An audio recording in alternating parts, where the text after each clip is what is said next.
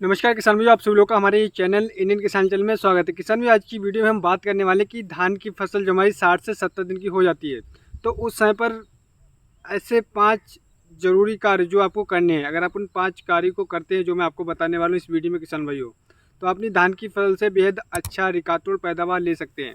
तो आज की वीडियो हम बात करने वाले कि धान की फसल 60 से 70 दिन में 5 ज़रूरी कार्य आपको कौन से करना है। तो इसके लिए आप इस वीडियो को पूरा अंत तक देखते रहिएगा, बहुत ही अच्छी जानकारी आपको मिलने वाली है। यदि आप हमारे चैनल पर नए हैं तो कृपया करके हमारे चैनल को सब्सक्राइब करें और हमारे वीडियो को अधिक से अधिक हमारे किसान भाइयों के साथ पे व्हाट्सएप पे इंस्टा पर शेयर करिए, जिससे जो हमारी बातें हमारा खुद का एक्सपीरियंस है हमारे सभी किसान भी तक पहुंच सके, वो अपनी धान की फसल से बेहद अच्छा रिकॉर्ड पैदावार ले सकें।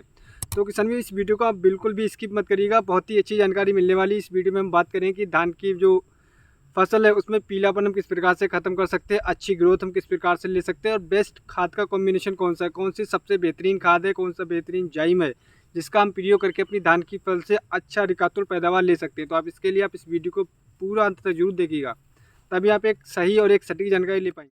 तो आइएगा हम शुरू करते हैं किसान भाई। जो 5 बहुत ज़रूरी कार्य है उनके पहले मैं बात करना चाहूँगा। सबसे पहला जो सबसे पहले नंबर पर आपको जो कार्य करना है, बहुत सारे हमारे किसान भी धान की फसल कर रहे हैं और करते हैं, बहुत लंबे समय से करते चले आ रहे हैं, लेकिन कुछ हमारे किसान भाइयों के बेसिक सी चीज़ें पर कार्य नहीं करते हैं, क्योंकि कुछ बेसिक सी चीज़ें ऐसी होती हैं जिन पर वो ध्यान नहीं देते हैं और वो टाल देते हैं, जिस वजह से किसान भाइयों को काफ़ी ज़्यादा लास्ट में जब उनका फसल कल्टीवेशन होती है, जब फसल हार्वेस्टिंग होती है, तैयार होती है, तब उन्हें घाटा देखने को मिलता है। तब उनको याद आता है कि मैंने साथ शायद ये कार्य पहले कर लिया होता तो ये घाटा देखने को नहीं मिलता है।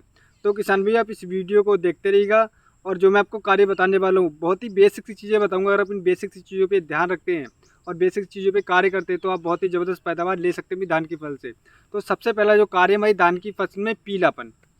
पीलापन बहुत सारे कारणों की वजह से आता है किसान भाइयों। एक तो सबसे पहला कारण होता है किसान भाइयों, जो हमारे किसान भाई ध्यान रखते हैं, कुछ हमारे किसान भाई नहीं रखते हैं, तो उनको मैं बताना चाहूँगा किसान भाइयों, आपको धान की फसल में नमी यानी कि पानी होना चाहिए आपकी धान की फसल जब भी आप कर रहे हैं, क्योंकि बारिश का मौसम होता है लेकिन कभी कभी बारिश नहीं होती है।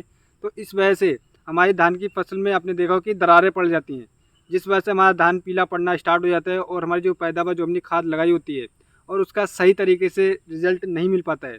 तो आपको ध्यान रखना है सबसे पहले सिंचाई का, क्योंकि सिंचाई एक बहुत ही ज़रूरी कार्य है हमारी धान की फसल में। तो आपको धान की फसल में नमी बनाकर रखना है, सिंचाई प्रॉपर टाइम पे करना है, क्योंकि आप नहीं करेंगे तो आपके धान की फसल में पीलापन दिखाई देगा, उसमें बहुत सारे ऐसे पोषक तत्व, ऐसे कीटों का अटैक आपको देखने को मिलेगा, जिस वजह से हमारा धान पीला होगा, बढ़वा रुक जाएगी, कहीं पे बड़ा होगा कहीं पे छोटा होगा।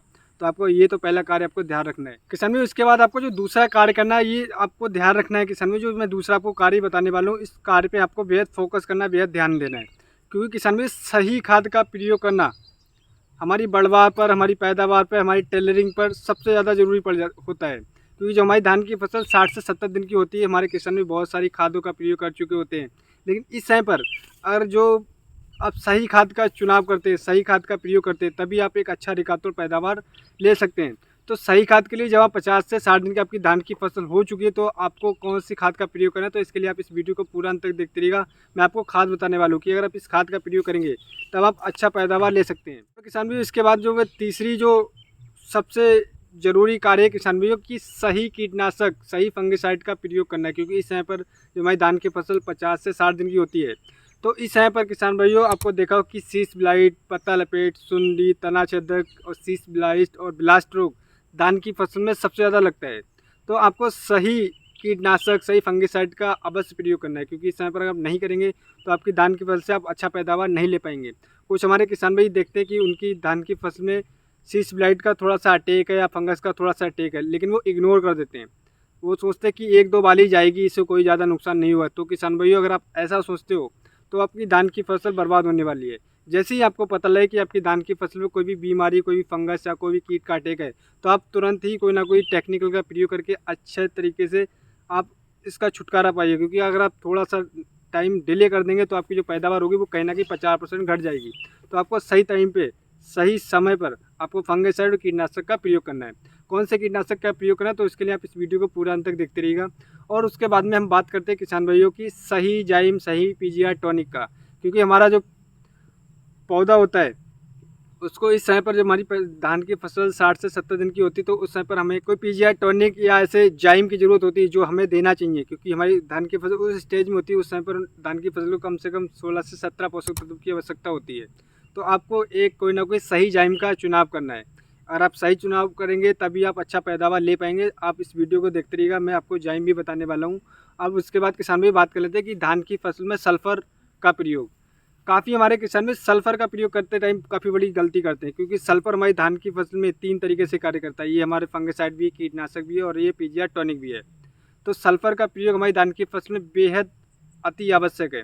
अब बात कर लेते हैं किसान भाई कि सल्फ़र का प्रयोग हम किस प्रकार से करें। किसान भाई सल्फ़र जैसे कि हमारी जो आती है, सल्फ़र जो आती है WG फॉर्म में आती है 80% वाली, उसका प्रयोग कर सकते हैं, या आप 33% वाला भी प्रयोग कर सकते हैं। तो आपको सल्फ़र का प्रयोग धान की फसल में एक बार अवश्य करना है।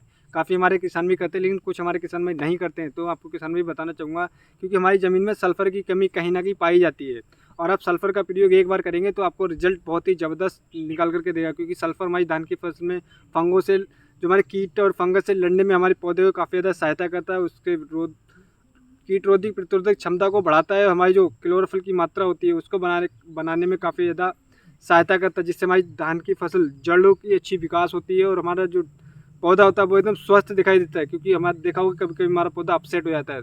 तो आपको देखना है कि जो हमारे जो सल्फर की कमी से ये सारे कारण होते हैं, तो आपको सल्फर का प्रयोग अवश्य करना है। अब बात कर लेते हैं किसान में कि सही खाद का प्रयोग हमें कब करना चाहिए, कौन से खाद का प्रयोग करें।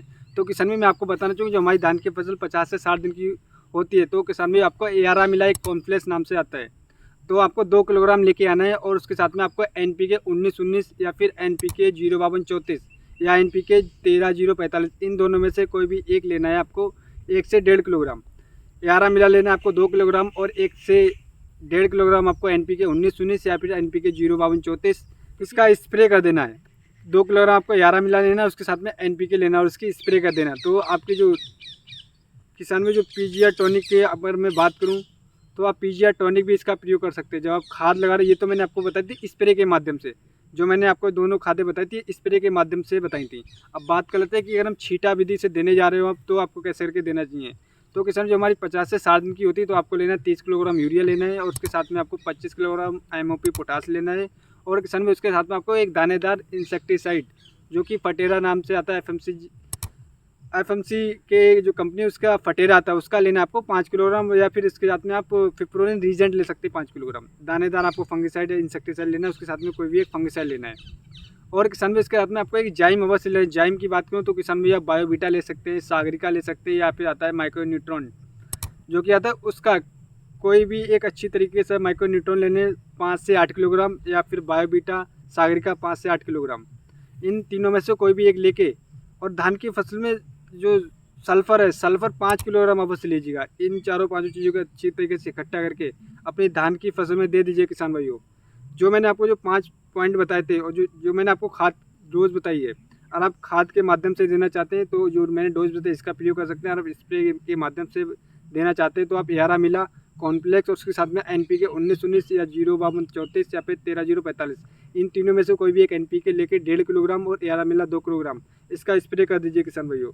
और जो मैंने आपको खाद बताई ये आप छींटा विधि से दे दीजिए। अपने धान की फसल में मेंटेन रखें, नमी बरकरार रखें आपकी धान की फसल। आप इस तरीके से जो 5 कार्य मैंने आपको बताया, आप इन पर सही तरीके से कार्य करते हो, 50 से 60 दिन की जो आपकी धान की फसल हो जाती है, तो आप अपनी धान की फसल से बेहद कम से कम 30 से 35% एक्स्ट्रा आपका जो उत्पादन वो निकल करके आने वाला, मैं गारंटी के साथ बता सकता हूँ। क्योंकि ये डोज आपको कोई भी नहीं बताएगा, किसी भी चैनल पे नहीं बताएगा, ये यहाँ पे मैं अपना खुद का एक्सपीरियंस आपको बता रहा हूँ। तो उम्मीद करता हूँ किसान भाई मैं आपको एक सही और एक सटीक जानकारी दे पाया हूँ। और हमारी वीडियो आपको पसंद आई तो हमारे चैनल को सब्सक्राइब करना बिल्कुल भूलिएगा, और हमारे वीडियो को अधिक से अधिक शेयर करें।